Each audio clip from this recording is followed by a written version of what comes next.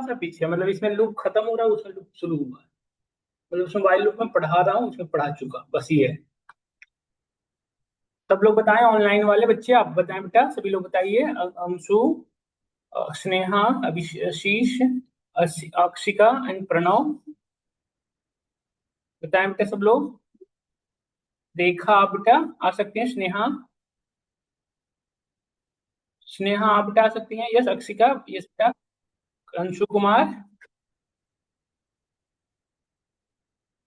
ठीक है। मैं कह रहा था स्नेहा कि 6:30 में एक और न्यू बैच बेटा, जो उसमें लूप में पढ़ा रहा हूँ, और ये बैच दोनों पैरेलल ही चल रहे हैं, तो हम चाहें तो 6:30 में आ सकते हैं, तो हम 6:30 में कल से आ सकते हैं क्या सब लोग? आज से भी ज्वाइन कर लेना, अभी मैं पढ़ा रहा हूँ, अभी तो मैं आप हम लोग पढ़ेंगे इस टॉपिक, फिर आप शाम में भी चाहो तो ज्वाइन कर लेना, उसमें वाइल लूप पढ़ा रहा हूँ, इसमें खत्म कर दो बस, एक दो क्लास, क्लास दोनों बेटा, वो तो ऑनलाइन ऑफलाइन हर क्लास है, दोनों मोड भी चलती है। वीकडेज है बेटा, ये ऐसे ही जैसे ये बैच चल रही है वैसे ही वो भी रेगुलर।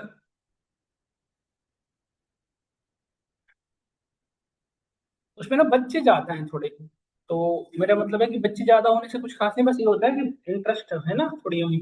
इसमें सारे बच्चे जो थे ना, वो थोड़ी सी आगे पीछे की वजह से सब उसी में आ गए हैं कि हाँ ठीक है सर, तो थोड़ा उसमें ज्यादा भीड़ है, हम इस बैच में थोड़े खाली खाली हो रहे हैं। देखिए, मैं डिक्शनरी कॉम्प्रिहेंशन फटाफट कंप्लीट करता हूँ, वॉरी होने की कोई नीड नहीं। देखिए डिक्शनरी कॉम्प्रिहेंशन होता है कैसे, कैसे करते हैं, ध्यान से देखिए। जैसे कल की क्लास में डिक्शनरी लिस्ट कॉम्प्रिहेंशन के बहुत सारे क्वेश्चंस, प्रॉब्लम स्टेटमेंट हमने कराया था, आपको याद होगा ये सब, है ना?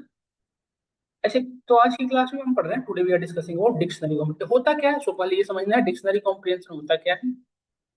क्या हमें से कोई बता सकता है डिक्शनरी कॉम्प्रिहेंशन क्या होता क्या है? जैसे बेटा देखिए, जैसे मैं आपसे कहूँ कि मुझे ना एक नंबर जनरेट करना, लेट्स से मैंने just I want to ask a question from your side, कि I want to store number between 10 to 20, ये 10 से लेकर 20 तक के, बट इसको इस तरह से स्टोर करना बेटा, ध्यान से देखो, कि 10 बिकम की एंड इसका स्क्वायर बिकम वैल्यू। समझ में आया? अगेन, की बिकम 11 एंड इसका स्क्वायर बिकम वैल्यू, मतलब इस तरह से स्टोर करने वैल्यू। समझे आप? मतलब 10 से 11 तक के जो वैल्यू वो की बने, और उन सभी का जो स्क्वायर है उसका वैल्यू बनता जाए। मतलब मुझे डेटा कैसे स्टोर करना है, डिक्शनरी ऑर्डर कैसे करेंगे। इस चीज में यदि आप ट्रेडिशनली करो तो कम से कम 3-4 लाइन लगेगा। जैसे लेट से हमें डिक्शनरी बनाएंगे, देखो मैं करके दिखाऊं।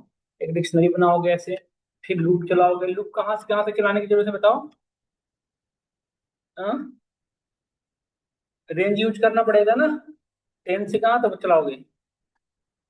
21 तक चलाया हमने, है ना? अब इसको स्टोर कराना है, देखिए। तो df डॉट अपडेट, यही ना? तो यहाँ पे देखिए, आई की बन रहा है और आई का स्क्वायर वैल्यू बन रहा है, यही ना? और यहाँ पे हमने df प्रिंट करा दिया।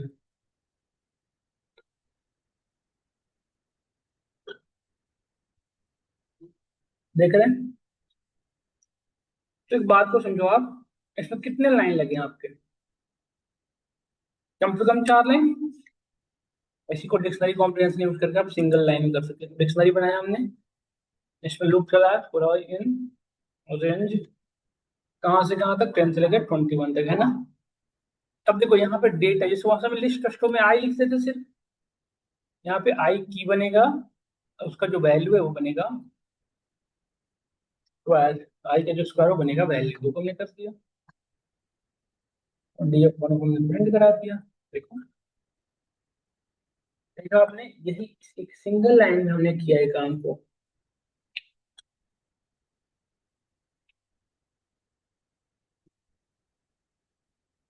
एक क्वेश्चन और करते हैं डिक्शनरी का, देखो जैसे ये एलिमेंट्स है,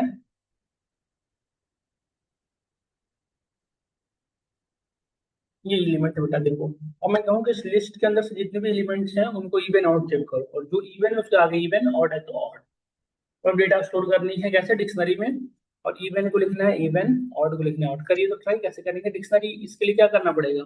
लूप चलाना पड़ेगा एक एक एलिमेंट को चेक करने के लिए। तो डिक्शनरी बनाया, किसी वेरिएबल का बना सकते हैं, जैसे df2 नाम को बनाया हमने, यहाँ पे लूप चलाया, पूरा इन n1 लूप चला, आई की पहली वैल्यू क्या बनी बताओ? 11। तो आई हमें की बनाना है और वैल्यू क्या बनानी है बताओ, इवन नंबर। तो चेक करना पड़ेगा ना। चेक कैसे करते बताओ, कंडीशन लगा देते, if I module division by 2 equal to 0, तो इवन हुआ, यस। और इस आई को अभी कंडीशन ट्रू होने पर स्टेटमेंट कहाँ लिखते थे बताओ, आगे या पीछे? आगे ना, यहाँ मतलब उधर से पीछे आगे है ना। तो यहाँ पे लिखोगे क्या, इवन। और जब ये कंडीशन फॉल्स होगा तो कहाँ जाओगे, इल्स में, और इल्स में स्टेटमेंट बाद में लिखते हैं, ऐसे ही लिखते थे ना हम लोग। देखिए, बस तो एक लाइन में हो गया आपका। देखो इवन को इवन बता रहा है, आउट आउट समझ में आया?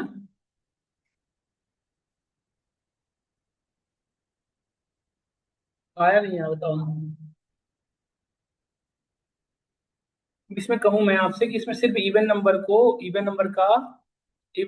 की और वैल्यू में स्टोर करो। जैसे इसमें से देखो, आउटपुट जैसे ये 22 नंबर है, इसका जो भी स्क्वायर होता है उसको बनाओ, उसका वैल्यू ऐसे सिर्फ इवन नंबर करो। तो I want to filter this data only even number, उसको उसका स्क्वायर करना है यूजिंग डिक्शनरी कॉम्प्रिहेंशन। ट्राई करिए तो फटाफट, एक मिनट का क्वेश्चन है ये। आई वांट टू उसको, जैसे कि ये देखो, जैसे एक सिंगल कंडीशन था तो आपको सिर्फ ये पीछे लिख देते कंडीशन, है ना। बट यदि मैं आपसे क्वेश्चन करूँ तो मुझे इवन का स्क्वायर और ऑड का क्यूब करना हो, तो कैसे करोगे, ट्राई दिस वन। इवन का स्क्वायर, अब इवन इज, अब इफ इज दोनों यूज करना है ना, तो आगे लगेगा पीछे नहीं। करिए ट्राई, 1 मिनट में फटाफट करिए।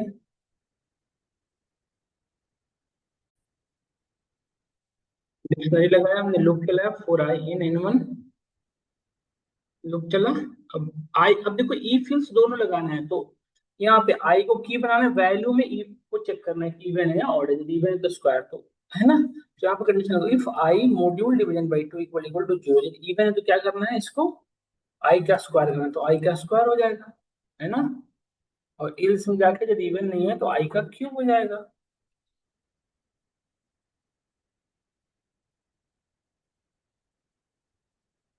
यही काम तो यहाँ किया था इवन ऑड में, यही सेम काम यहाँ कर दिया।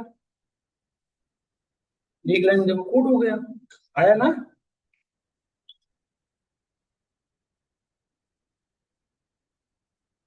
देखो, डन। ऑनलाइन ट्रिप आपको क्लियर हुआ सबको? तो ये था बेटा लिस्ट डिक्शनरी कॉम्प्रिहेंशन, ये होता है set comprehension set.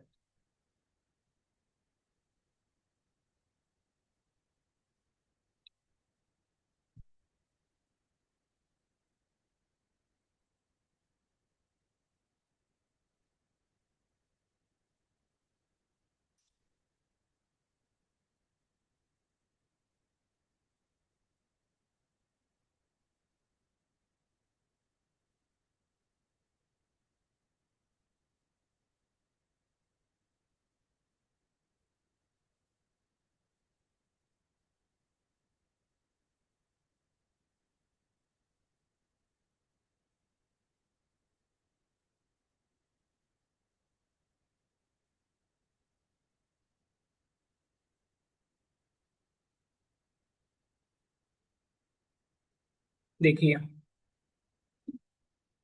Set comprehension discuss करते हैं, ये सो इजी सो सिंपल है।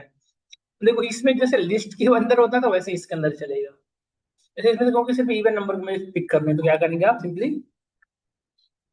जैसे वो था, जैसे सेट में चाहिए तो सेट में यहाँ पे लूप चला देंगे, फोर आई इन डी एफ वन, और आप इवन लगा दो इफ। जैसे सेट में चलाते तो वैसे यहाँ चलाएंगे, इक्वल इक्वल टू 0, तो साई को यहाँ पे प्रिंट स्टोर करा, तो बस ये हो गया।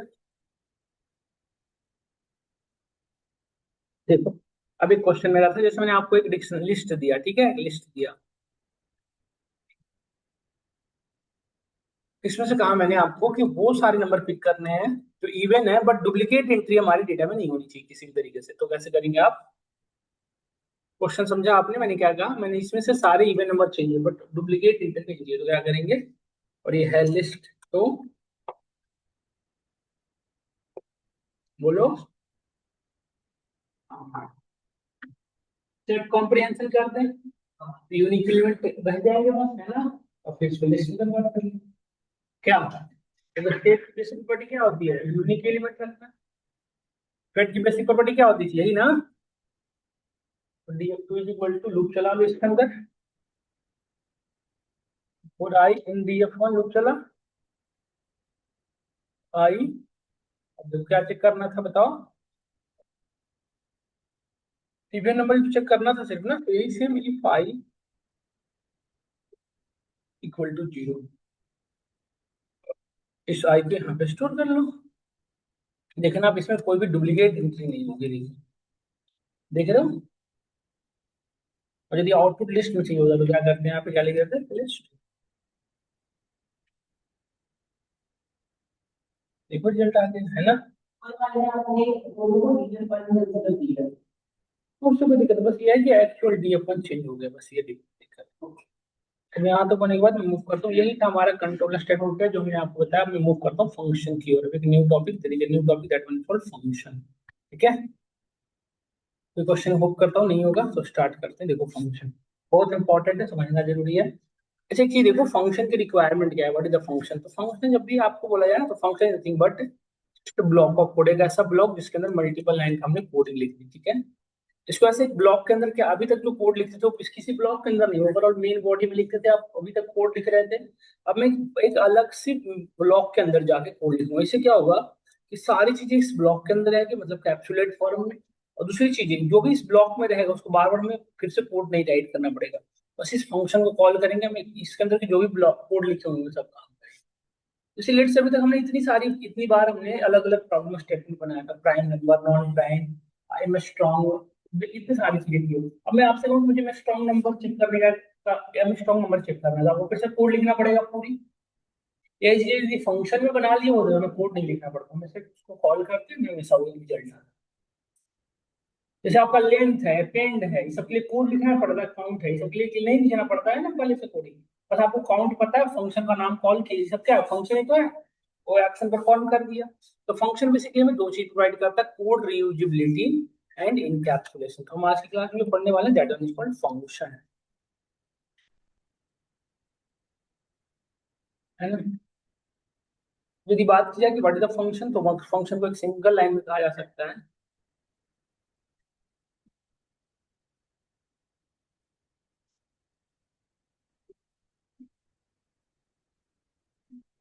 function it is a block of code, it is a block of code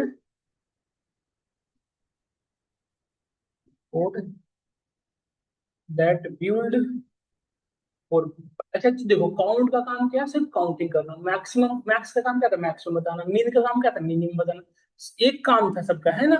तो that build for perform specific task, सभी का एक स्पेसिफिक टास्क होता है, ऐसा नहीं कि एक ही चीज सब कुछ कर रहा है ना। स्पेसिफिक टास्क, ये दो तरह के होते हैं। और ये क्या प्रोवाइड करते हैं, वाई बी यूज फंक्शन, या फिर आता है why be use function. We can clearly say that it provides two things. Provide us,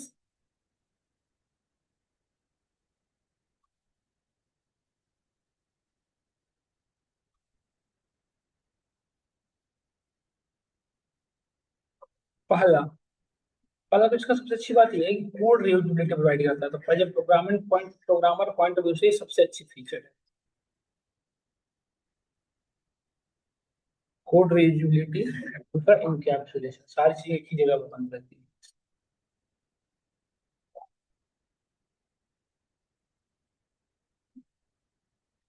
capsule,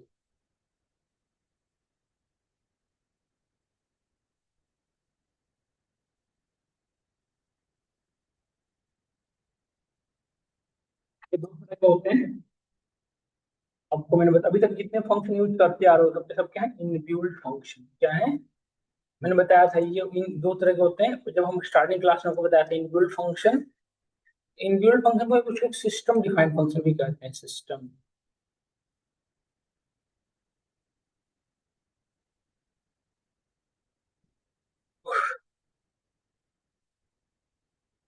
system defined.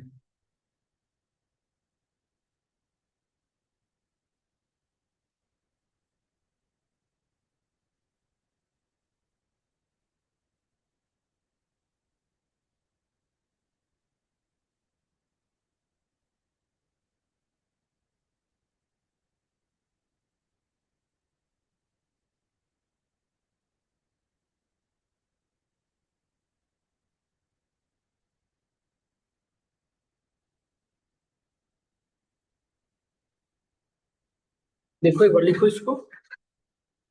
अब स्टार्ट करते हैं, देखिए सब चीजें एक जगह पर पैक रहता है एनकैप्सुलेट फॉर्म, जैसे कैप्सूल होता है ना। तो फंक्शन बनाते कैसे, यदि कोई फंक्शन बनाना है तो बनाते कैसे फंक्शन, अभी हम देखो इनबिल्ट फंक्शन जो ऑलरेडी पाइथन में इनबिल्ट इंटीग्रेटेड है, क्या होते हैं इनबिल्ट फंक्शन, यूजर डिफाइंड जो हम बनाएंगे, ठीक है। तो फंक्शन कैसे बनाएंगे, इसमें लिखना पड़ता है डेफ कीवर्ड। सबसे पहले फंक्शन का डेफिनेशन होता है, ये जो डेफ लिख रहे हो फंक्शन का डेफिनेशन लिख रहे हो, नेम फंक्शन का कुछ भी ले सकते हो। देखो यहाँ पे डेफ कीवर्ड, इसके बाद फंक्शन का नेम आप दो चार रख सकते हो।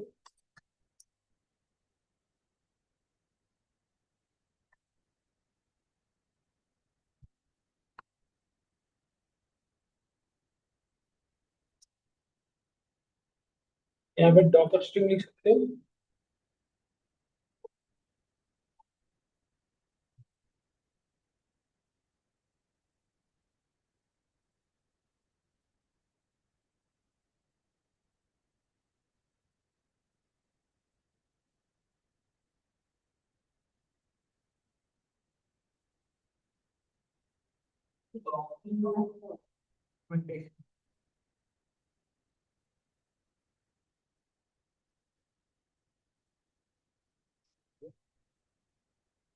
देखो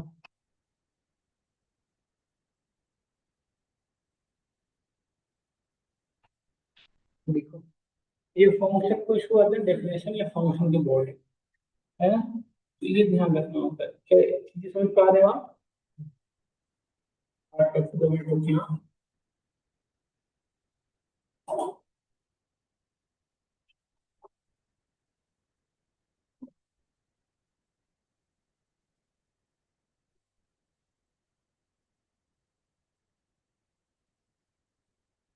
एक बार क्वेश्चन में इसका है।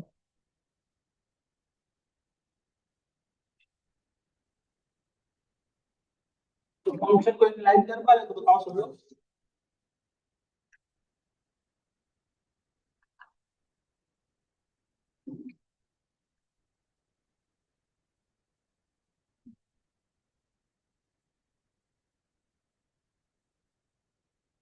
देखो देखो यहाँ पे ये डॉक्यूमेंटेशन मैंडेटरी नहीं होता है, ये ऑप्शनल है, चाहो तो इसे लिख भी सकते हो, नहीं तो ये डॉक्यूस्ट्रिंग कौन से फंक्शन है, क्या परफॉर्म करेगा वो कहाँ लिखते हैं डॉक्यूस्ट्रिंग। जैसे एक एप्लीकेशन डेवलप हुआ तो उसमें 100 से ज्यादा फंक्शन है, तो कौन सा फंक्शन किस पर्पज से वो कैसे पता चलेगा डॉक्यूस्ट्रिंग को, समझे। हाँ हाँ आप लिख देते हो, जैसे एडिशन के लिए तो लिख दो अरिथमेटिक ऑपरेशन, उससे पता चलेगा इसमें अरिथमेटिक ऑपरेशन है। अब देखो ये जो लाइन है बेटा इसका आएगा फंक्शन डेफिनेशन। डेफ का मतलब डेफिनेशन, ये कीवर्ड है डेफ, तो लिखना ही पड़ेगा, और एक फंक्शन बॉडी है, ठीक है। ये बनाते हैं, लेट्स हम एक फंक्शन बना, जैसे लेट्स हम एक फंक्शन डिफाइन करना है जो अरिथमेटिक ऑपरेशन परफॉर्म करे, क्या करे अरिथमेटिक ऑपरेशन। तो हमने एक फंक्शन बनाया, फंक्शन का नाम रखा डेफ, देन फंक्शन का फंक्शन का नाम कुछ भी रख सकते हैं। फंक्शन का नाम क्या रखा हमने कैल, या कुछ भी रख सकते हो। अब इस देखो अब दो यहाँ पे एक चीज और पास करना होता है, देखो ध्यान से बेटा एक चीज मैंने गड़बड़ कर दी। फंक्शन नेम के बाद राउंड ब्रैकेट जो है मैंडेटरी है, राउंड ब्रैकेट। इसके बाद पैरामीटर 1 पैरामीटर 2 पैरामीटर जितने what ever number of parameter pass कर सकते हैं, बट ये ऑप्शनल है, चाहो तो जरूरत पड़े तो पास करने तो हमने दे सकते हैं। हमने यहाँ बनाया n1 इंटू 2, n1 इंटू क्या पैरामीटर, इसके अंदर वैल्यू जाएगी, n1 इंटू क्या जस्ट टाइप ऑफ वेरिएबल, ठीक है। After that right colon colon को इंटीग्रेट कर, देखो वन टाइप स्पेस छोड़ दो ना पीछे से इस बॉक्स में, यहाँ पे जैसे लेट्स हमने लिख दिया एडिशन, ठीक है। यहाँ पे नीचे आए तो हमने ऐड करना था, तो हम यहाँ से नीचे ऐड ये लिख भी सकते हो, एडिशन ये छोड़ भी सकते हो, ऑप्शनल है, ऐसा नहीं ये लिखना ही। Add equal to num1 plus num2, तो num1 और num2 एक ऐसा वेरिएबल इसकी वैल्यू भी नहीं है कि कौन देगा, यूजर प्रोवाइड करेगा, है ना। एड्रेस हो गया, एडिशन हो गया, सब्ट्रैक्शन हो गया,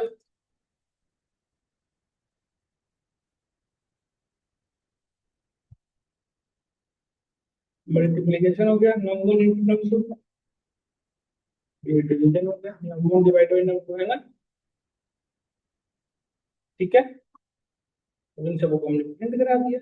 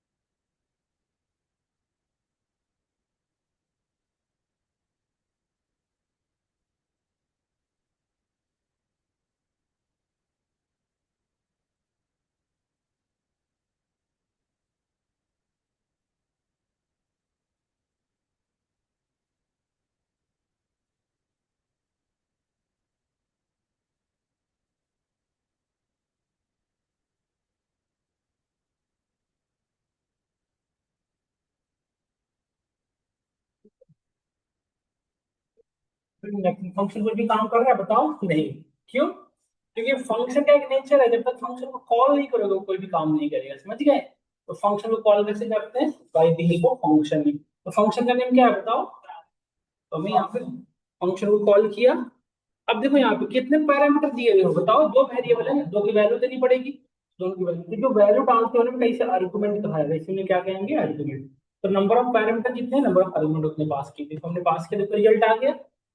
अब मुझे फिर से दो नंबर का अब सारे अरिथमेटिक ऑपरेशन परफॉर्म करना होगा, तो हम कोड नहीं लिखेंगे, अब सिर्फ इस फंक्शन को कॉल करेंगे। देखो देखो देख रहे हो?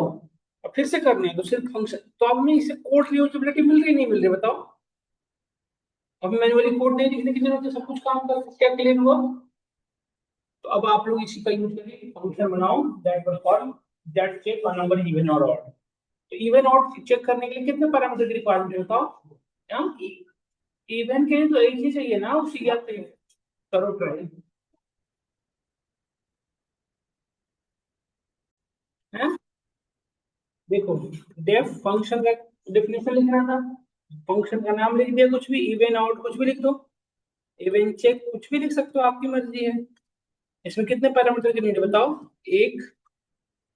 यहाँ पे गए चेक के if num module division by two equal equal to zero, तुम क्या प्रिंट करेंगे बताओ? यहाँ पे नॉर्मल एक प्रिंट मैसेज लगा देंगे कि num is a even number, है ना? इंग्लिश में जाके क्या करेंगे? प्रिंट। क्या था आसान बताओ, 21 में क्या टफ था? देखो फंक्शन बन गया। तो फंक्शन को जब रन करा तो कुछ आउटपुट आ रहा है? नहीं। क्यों? फंक्शन को कॉल करना होता है। फंक्शन को कॉल कैसे करते हो? फंक्शन के नेम से। इसमें पैरामीटर देखो, 9 के देखो, कोड चेक करना होगा। अब जब भी हमें इवन आउट चेक करना होगा तो हमें सिर्फ ये कोड डालेंगे, हमें आउटपुट आ जाएगा। देखो पॉइंट समझे? तो ये इस तरह से हमारी इवन आउट चेक होता है। और कुछ चीजें और हैं जो मैं आपको स्पेस नहीं होगा, स्पेस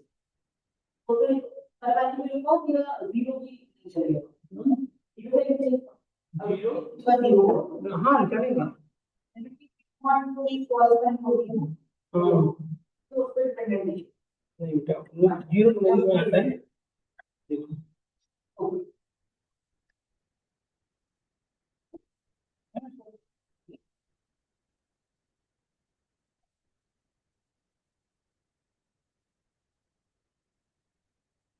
ठीक है। अब देखो एक चीज देखो ध्यान से, यहाँ पे एक चीज और बताने वाला हूँ, ध्यान से देखना। जैसे ये जो फंक्शन था बेटा, ये जो फंक्शन था इसको दो तरीके से बनाया जा सकता था। एक चाहो तो आप पैरामीटर ऑप्शनल है, चाहो तो छोड़ भी सकते हो। अब हम यहाँ पे यूजर यहाँ पे आगे इनपुट ले सकते हो, जैसे नम1 n1 इज इक्वल टू, देखो ये वेल इनपुट लगा दिया।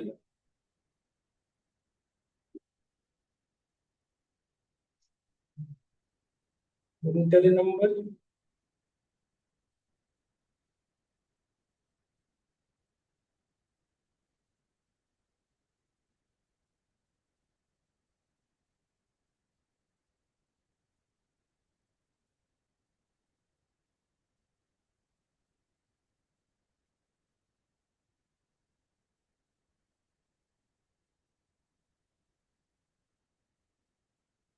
इंटर नंबर आ गया है ना? देखो नंबर नंबर ले लो, वेरिएबल आगे यूज किया हुआ नंबर नंबर, ठीक है। अब देखो इस फंक्शन कॉल की, इस फंक्शन में कितने पर आर्गुमेंट पास करने की जरूरत बताओ? एक भी नहीं, एक भी नहीं पास करने की नीड है। और फंक्शन हमने कॉल करा है, यहाँ पे number immediate 60 number of parameter is equal to number of parameter is equal to number of parameter, ध्यान है ना? दोबारा हमने कॉल किया लेट से, देखिए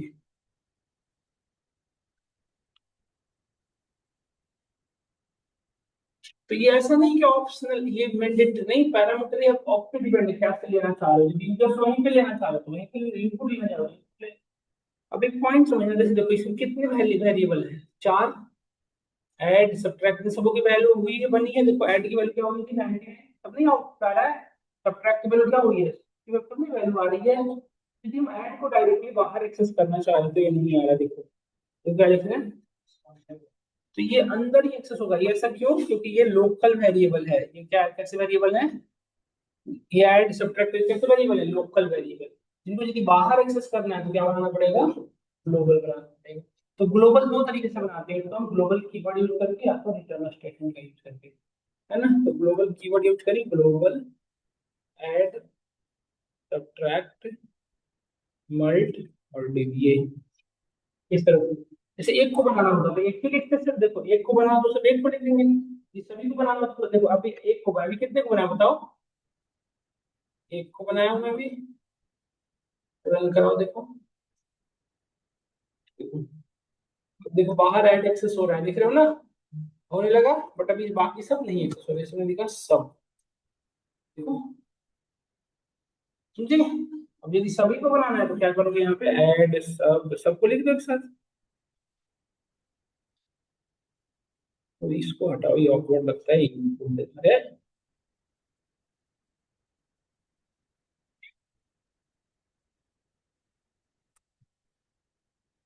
ठीक है। देखो अब हमें क्या करना पड़ेगा, तो वैल्यू डालना पड़ेगा यहीं पे, यस और नो। देखो एक्सेस, अब सारे एक्सेसिबल हो गए, देखो हो रहा है ना। तो एक तो ये है तरीका, दूसरा तरीका है रिटर्न स्टेटमेंट यूज किया जा सकता है। और तो क्या तरीका है बताओ, रिटर्न स्टेटमेंट। रिटर्न स्टेटमेंट का जैसे इसमें क्या है ना बेटा, देखो समझो तब यूज समझ में आएगा।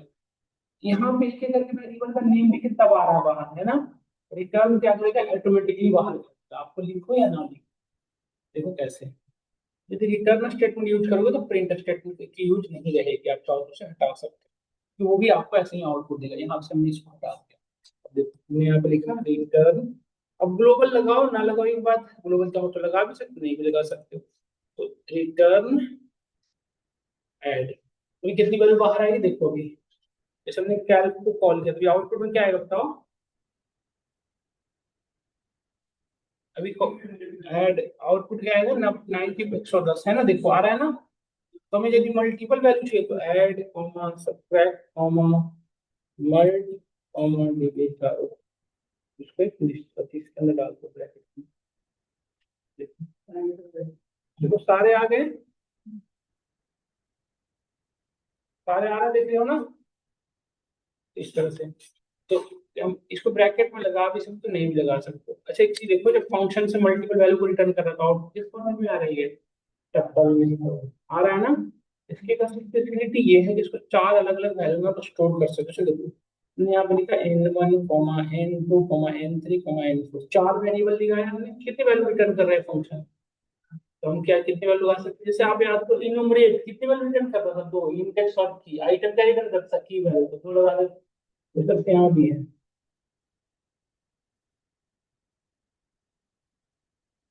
अब बताओ n1 n2 n3 और n, है ना,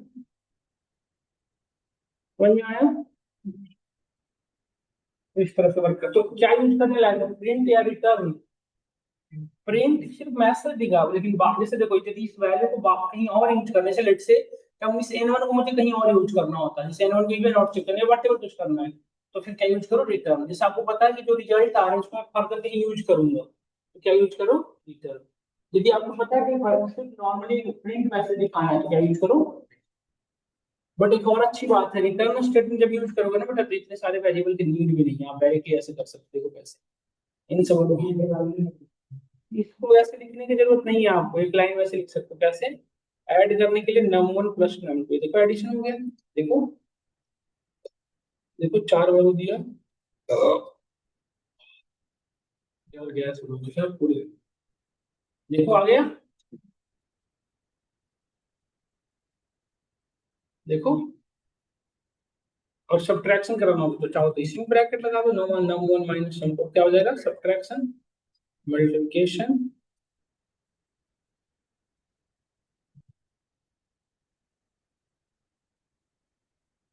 देखो। अब चाहो तो इसको अपने अकॉर्डिंग वेरिएबल में स्टोर करा लो, जैसे पहली वैल्यू क्या है एडिशन, तो मैं यहाँ पे क्या लिख सकते हैं ऐड, दूसरी वैल्यू क्या है सब्ट्रैक्शन, तो सब है ना। देखो ऐड, देखो ऐड, सब्ट्रैक्ट, मल्ट और देखो यस, परफेक्ट। ये फंक्शन का यूज है। कितने टाइप से कर रहे हैं, कितने टाइप मतलब नेक्स्ट टाइप है और उसी का एक तरीका ये भी है, कितने तरीके से टोटल बहुत सारे, ये दो है बस। समझ में आया।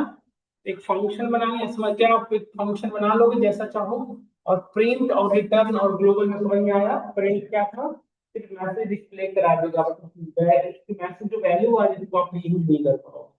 रिटर्न में उस वैल्यू को आप अपने बॉडी यूज कर पाओगे नहीं जहां चाहो। ग्लोबल का भी यही यूज है। तो ग्लोबल और रिटर्न में क्या डिफरेंस है फिर बताओ।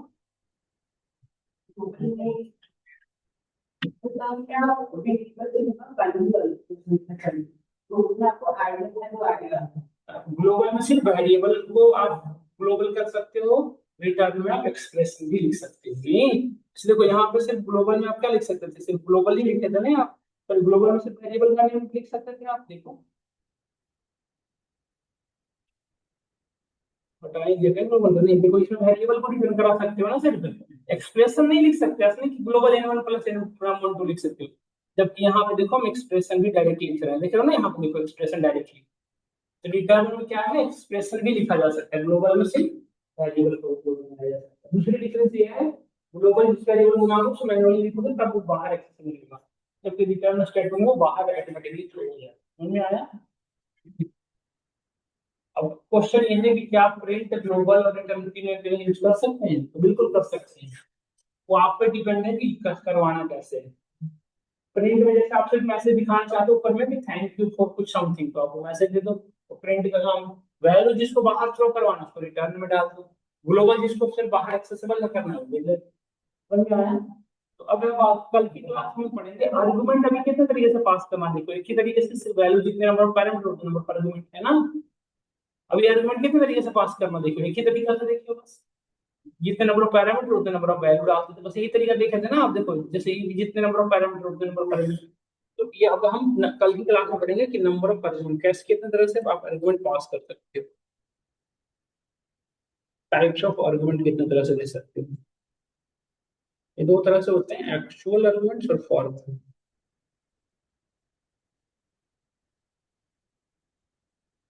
फॉर्मल और random.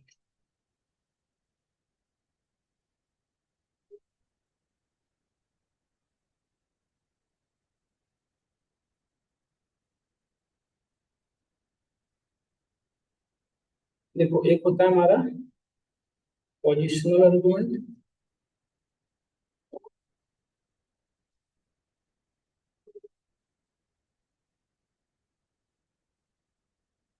Keyword arguments, default argument,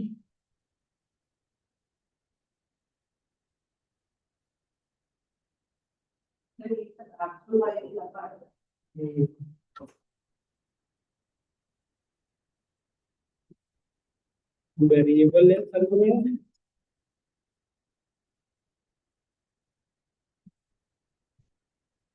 keyword variable length argument,